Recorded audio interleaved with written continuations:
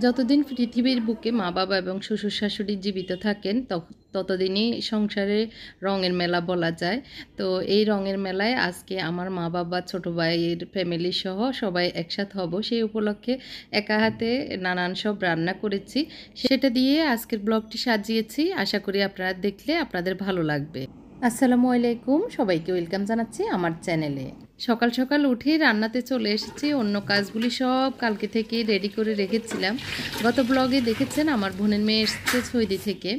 ও আসা উপলক্ষে আম্মা বাবা সহ আমার বাহির ফ্যামিলিদেরকে বলেছিলাম, ওনারা গতকালকে আসার কথা ছিল, কিন্তু বাবা আসেনি বলে কেউ আসেনি।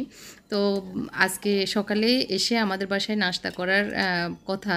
তো সেই জন্য গত রাতে ফায়া ভিজিয়ে রেখেছিলাম গরুর আর কি। তো সেটা এখন রান্নাতে বসিয়ে দিয়েছি। ফায়া রান্নাতে আমি যা যা মশলাপাতি দিয়ে দিচ্ছি সব একসাথে ভেজে নিচ্ছি।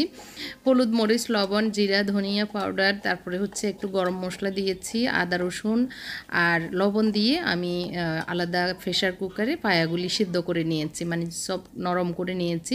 কারণ তাড়াহুড়োর রান্না, সেজন্য এই পাতিলে যদি আমি রান্না বসিয়ে দিই সারাদিনেও মজবে না। এই জন্যই ওনারা এসে নাস্তা করার কথা, তো সেই জন্য তাড়াহুড়ো করে পায়াটা আগেই সিদ্ধ করে নিয়েছি সকালে উঠে।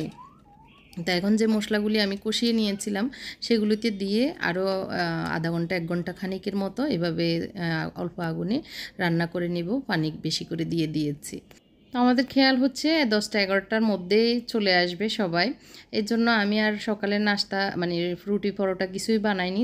বাজার থেকেই রুটি এবং পরোটা আনিয়েছি আর কি, তন্দুর রুটি আর পরোটা। তো এটা দিয়ে খাওয়া হবে এটা চিন্তা থেকে আর কি। আর পাশাপাশি এখন আমি অন্যান্য রান্নাগুলিও বসিয়ে দিয়েছি, কারণ গতকালকে থেকেই এই আয়োজনগুলি যেহেতু করছি আমি এগুলি আর ডিপ ফ্রিজে রাখিনি, নর্মাল ফ্রিজে কুটে ধুয়ে রেখে দিয়েছিলাম। এখন জাস্ট সব কিছু তো রেডি ছিল, সকাল থেকে করে নিয়েছি। এখন একটার পর একটা বসিয়ে দিচ্ছি। চিংড়ি মাছগুলি ভেজে নিচ্ছি আর পাশাপাশি একটু লইট্টা মাছ রান্না করছি। আজকে সব দেশীয় খাবার রান্না করছি। আম্মা বাবা ওই যে রোস্ট, পোলাও সহ ওগুলি খেতে বেশি একটা পছন্দ করেন না, তো বাচ্চাদের জন্য ওগুলি করব। আর আমরা তো নিজেরাই আমাদের জন্য এই যে মাছ তরকারি এগুলি করছি। পাশাপাশি সাহেব কথা বলছে আমার সাথে, আর হচ্ছে ওই যে জাম্বুরা এনেছিলেন সেগুলি ছিলে নিচ্ছেন। বাচ্চারা আসলে খেতে পারবে এই জন্য আর কি, আমার ছেলেরা উঠলে খাবে এই জন্য।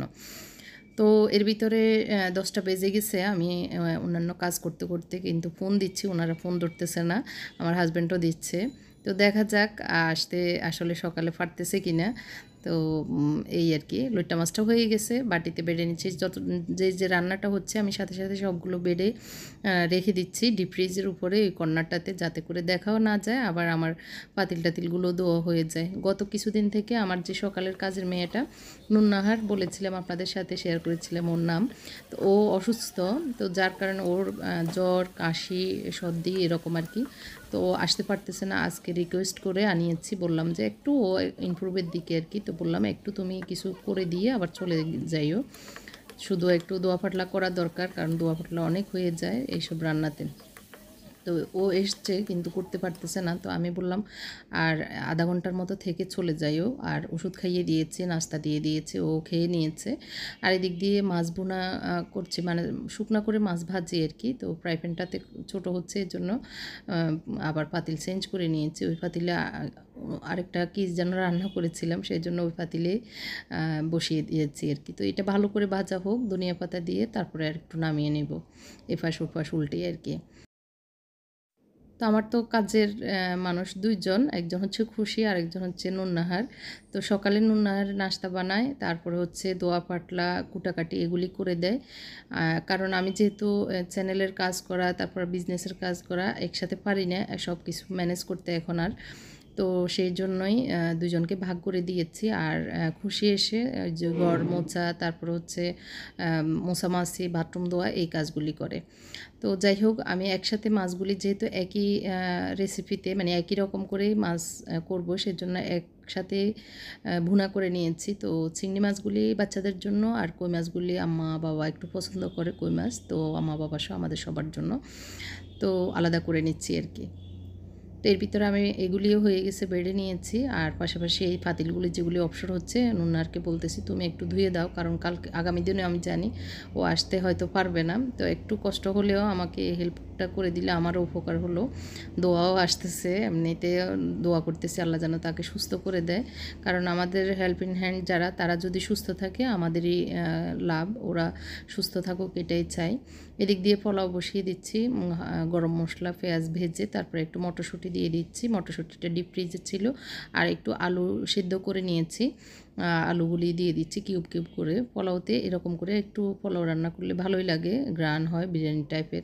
একটু রোস্ট মশলা দিয়ে দিয়েছি 1-2 টেবিল চামচের মতো। আমি এখানে 1 কেজি পোলাও চাউল ধুয়ে নিয়েছি, তো একটু তেল কম মনে হয়েছে জন্য আর একটু তেল দিয়ে দিয়েছি। তেলটা গরম হয়ে যাওয়ার পরে তারপরে নেড়ে দিচ্ছি। এই পর্যন্ত যারা দেখছেন আজকের ব্লগটি কেমন লাগছে কমেন্ট করে কিন্তু জানাতে ভুলবেন না। পৃথিবীর সেরা সম্পদ হচ্ছে মা বাবা, শ্বশুর শাশুড়ি, হাজব্যান্ডের মা বাবা হোক আর আমার মা বাবা হোক, তো ওনারা আসলে আমাদের ঘরটা আলোয় আলোকিত হয়ে যায়। তো অনেক দিন পর বাবা মা আসতেছে, এই খুশিতে অনেক লাগতেছে। তার সাথে সাথে আমার ছোটো ভাইয়ের বউ ওরাও আসতেছে, তো ওনাদেরকে বলেছি কাপড় চোপড় নিয়ে আসতে যাতে করে থাকতে পারে। আজকে অন্তত আমার কাছে যেন আমার ভাইয়ের বউটা থাকে, মানে মা বাবা তো থাকবেই বলেছি, ওরাও যেন থাকতে পারে, ভাইয়ের ছেলে মেয়েরা সহ, ওরা কখনোই থাকে না। তো বাসার যেহেতু কাছাকাছি থাকে অনেক সময় বলে যে রাতে আর থেকে কি করব, গল্পগুজব তো হয়েছে, ওই যে লাস্টে হলেও চলে যায়। এই জন্য আমি আজকে বললাম না, না একসাথে যেন আমরা রাতটা কাটাতে পারি, থাকতেই হবে। তো দেখা যাক, এর ভিতরে আসলে ফোনে আলাপ হয়েছে, ওনারা সকালে আসতে পারেনি, আর আমরা এর ভিতরে নাস্তা করে নিয়েছি, পায়ার ঝোল দিয়ে রুটি খেয়ে নিয়েছি। তো ওনারা আসতে পারেনি, দেরি হয়ে গেছে, আস্তে আস্তে দুপুরে এসেই খাবে এই আর কি। যাই হোক, আমি এখানে হালকা একটু ঘি দিয়ে দিয়েছি উপরে, আর লবণ টবণ যা যা দেওয়া দরকার পোলাওতে দিয়ে চুলার আঁচটা একদম কমিয়ে একটু ইয়েতে ভাপে বসিয়ে দিব, যাতে করে যতটুকু আর বাকি আছে পানি সেটা শুকিয়ে যায়। এদিক দিয়ে ওই যে গতকালকে কলমি শাক তুলে এনেছিলাম, সেটা ভেজে নিয়েছি। আমার আম্মা খাবে, এর জন্য আমার জন্যই আমার করা প্রথম শাকসবজি, তো সেই হিসেবে ওনাদের খাওয়াতে পারলে মনে হচ্ছে যে তৃপ্তি লাগবে এই আর কি। তো এর ভিতরে তো কত ঘটনা ভিতরে ঘটছে, কত আদর মমতা চলতেছে নাতিনকে নিয়ে। তো ছোটো মনির কাছে আছে, আমার আপার যত নাতি নাতনি আছে সবাই আপাকে বলে মনি আর আমাকে বলে ছোটো মনি। তো সেই হিসেবে ওদের কে দেখতেছি খেলতেছে, একটু মিশতেছে কম, তো আস্তে আস্তে ঠিক হয়ে যাবে। প্রথম আসলে একটু টান টান থাকে নাতিনের এই আর কি। তো এখানে হচ্ছে আলুর দম টাইপের কিমা দিয়ে আলুর দম করছি। তো এখানে একটু ওই যে জিরা দিয়েছি আস্ত, তারপরে একটু কালো জিরা যেটা সেটা দিয়েছি, শস্য একটু দিয়েছি, আর একটু মেথি দিয়েছি, দিয়ে একটু ওই যে ফোড়নটা দিয়ে তারপরে পেঁয়াজ ভেজে, গতকালকে একটু বিফ কিমা করেছিলাম, তো সেটা দিয়ে আলু সেদ্ধ করে এখন ওইটার সাথে মিক্স করে একটা ভাজি করে নিচ্ছি, কারণ প্রয়োজন হলে বিকালে একটু মানে ভাজা পোড়া যেন করতে পারি এই আর কি।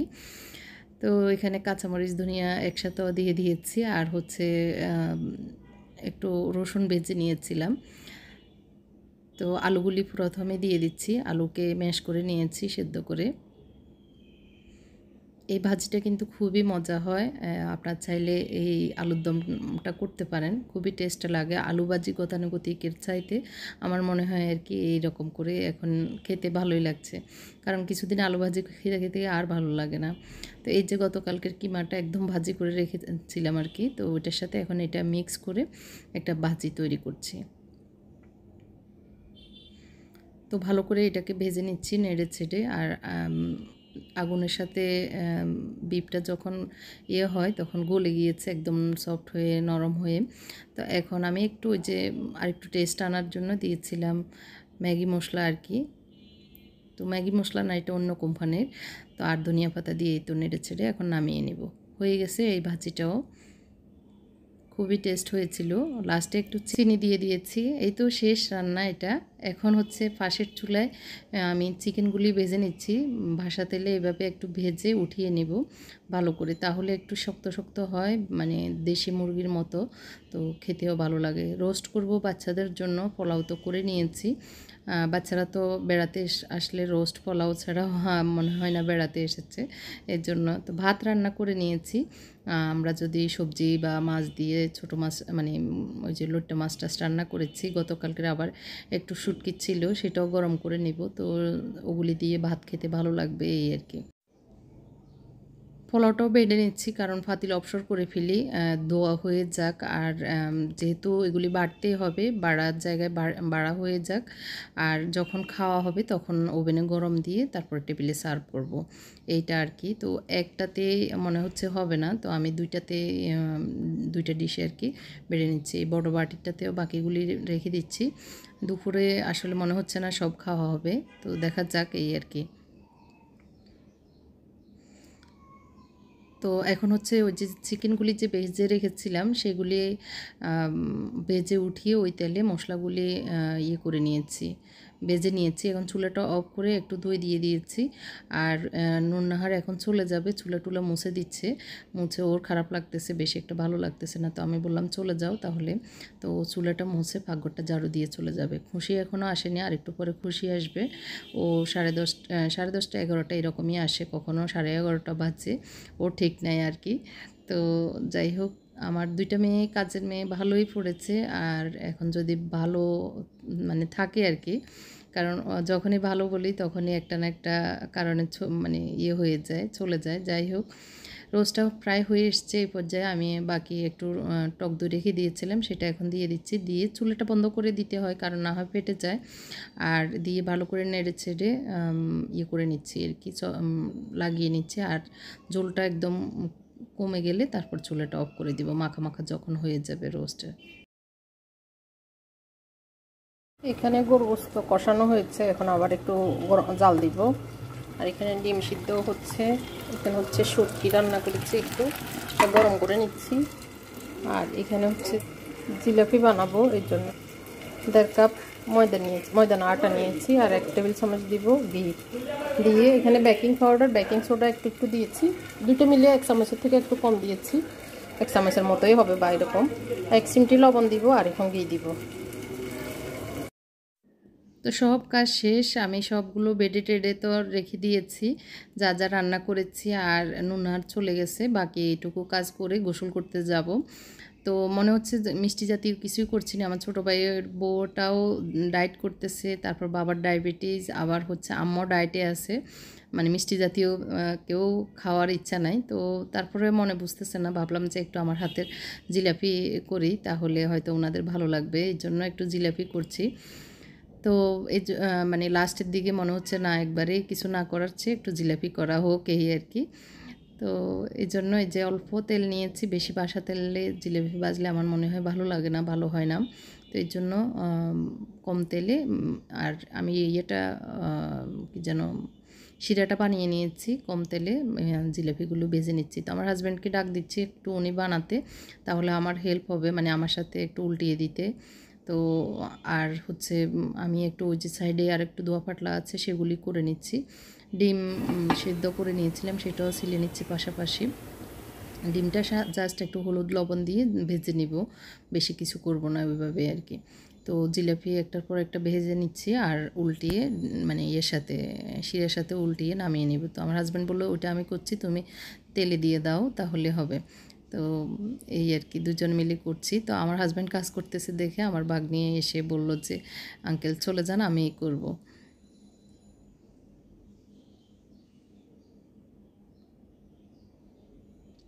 তো এই তো মোটামুটি শেষ, গোসল করতে চলে যাব।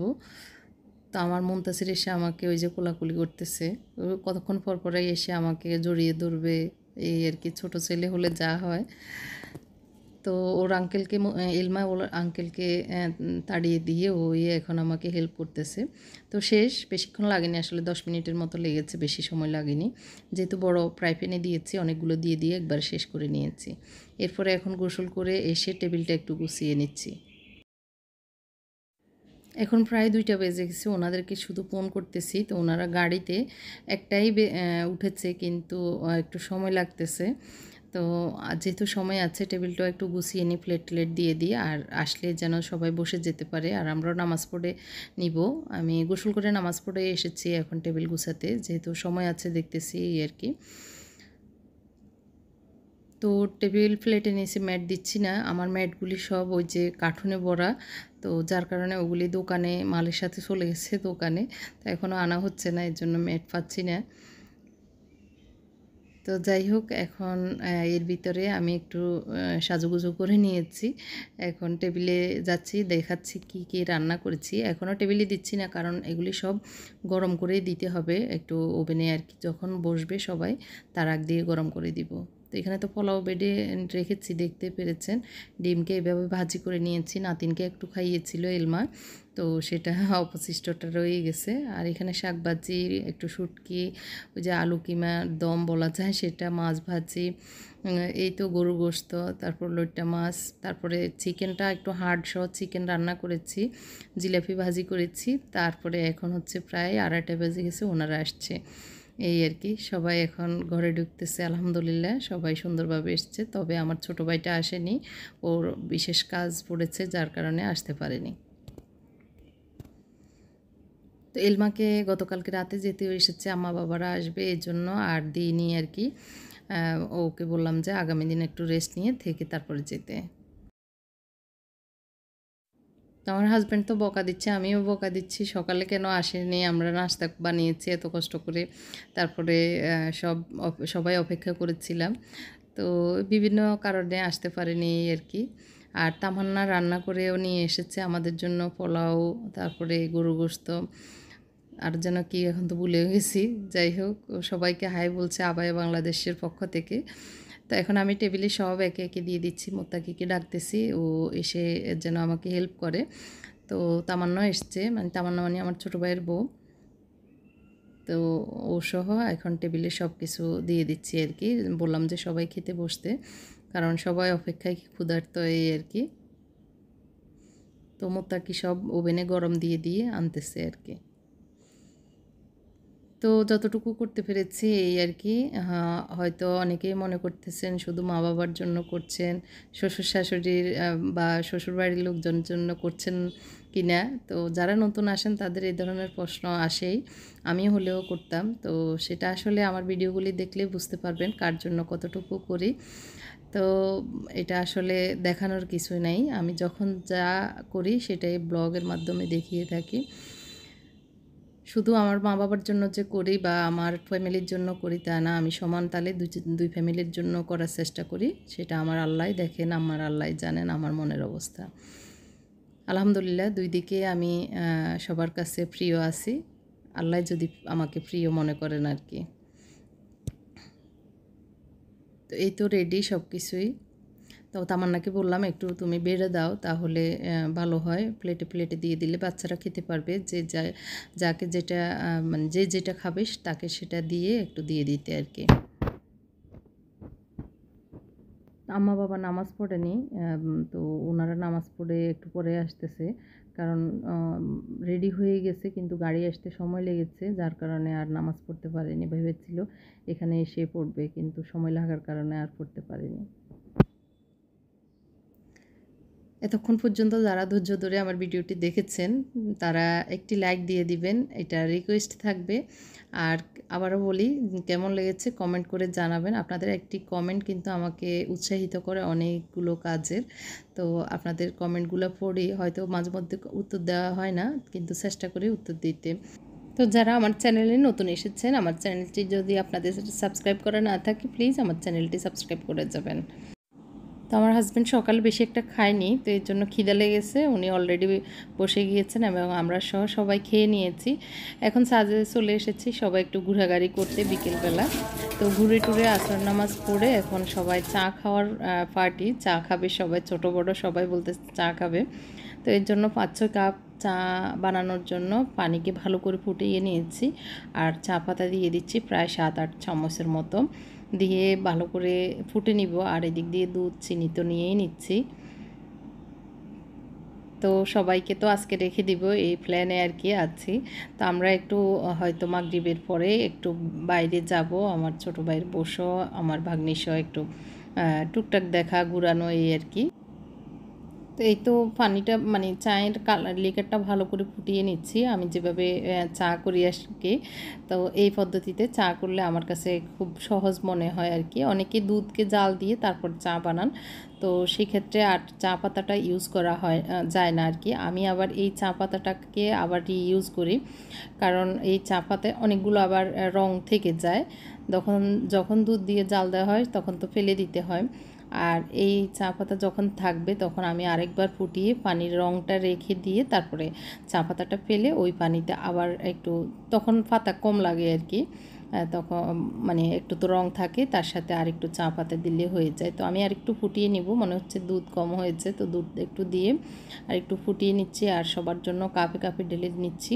আর এই পাতিলে চা ডালতে গেলে চা শুধু পড়ে, মানে এরকম মুখওয়ালা যেগুলি, তো এই পাতিলগুলি এরকম পাতিল না নেওয়াই ভালো। সমান চারিদিকে রাউন্ড যে পাতিলগুলি সেগুলি থেকে সুন্দরভাবে পানি, চা, দুধ এগুলি পড়ে না, কিন্তু এই পাতিল থেকে পড়ে যায় আর কি। তো মুনতাসিরকে ডেকে সবাইকে চা দিয়ে দিচ্ছি আর আমি এদিক দিয়ে একটু গুছিয়েও নিচ্ছি। আমার ছোটো ভাইয়ের উপর যে খাবারগুলি এনেছে সেগুলি গরম, এর জন্য দুপুরে আমাদেরগুলোই খাওয়া হয়েছে, রাতে ওরগুলো সংযোগ করব আর কি। এর ভিতরে আমরা ঘোরাঘুরি করে চলে এসেছি। আর এলমা একটা কেক নিয়ে এসেছে। এলমার মেয়ে মানে আমাদের নাতিনের আজকে কাকতালীয়ভাবে ওর জন্মদিন। তো এখানে নানু ছোটো মনির বাসায় ওর জন্মদিন কেক কাটবে আর কি। ওরা সবাই একসাথে হয়েছে, এলমার শখ আর কি, ওর মেয়েকে নিয়ে সবাই যেন একটু আনন্দ করে এই আর কি। তো একটা কেক নিয়ে এসেছে, আমরা জানতামও না। তো ওর আঙ্কেল কিন্তু চিল্লাচিল্লি করতেছে এই আর কি, কেন এটা করলে, কেন কেক আনতেই হবে, আমরা যে একসাথে হয়েছি এটাই তো যথেষ্ট।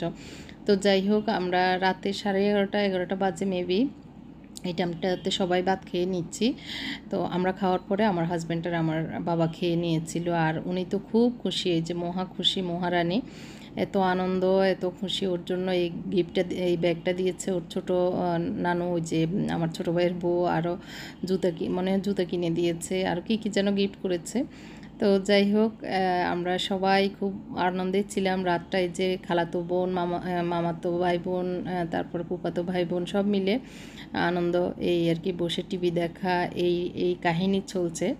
তো আগামী দিন আরও কি হচ্ছে সেটা নিয়ে আগামী ব্লগে আপনাদেরকে আমন্ত্রণ জানিয়ে এখানে শেষ করছি। আজকের ভিডিওটি কেমন লেগেছে অবশ্যই কমেন্ট করে জানাবেন। সবাই আমাদের জন্য দোয়া করবেন। আল্লাহ হাফেজ, আসসালামু আলাইকুম।